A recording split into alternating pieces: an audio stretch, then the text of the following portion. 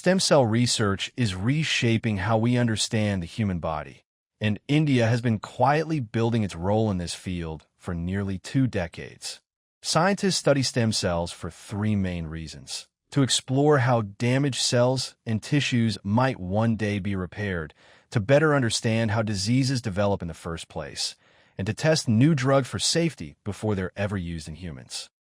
A major turning point came in 2006, when Japanese scientist Shinya Yamanaka discovered a way to reprogram ordinary cells into what are called induced pluripotent stem cells, cells that behave like embryonic stem cells, without the same ethical concerns.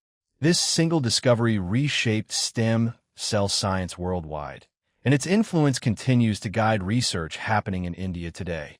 This research doesn't happen without oversight. India has had national guidelines for stem cell research since 2007, revised as the NGSCR 2017 by the Ministry of Health and Family Welfare, keeping research conduct, safety, and ethics at the center. By 2026, India's approach to stem cell research has continued to evolve.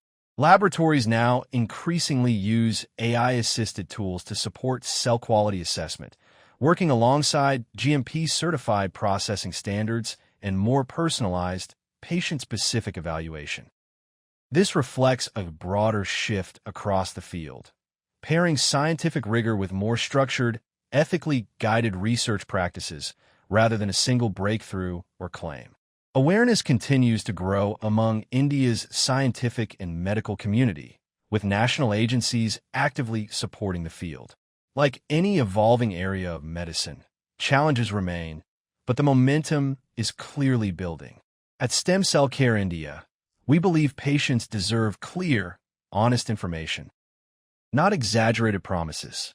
If you'd like to understand what current research means for your condition, our team is here to guide that conversation.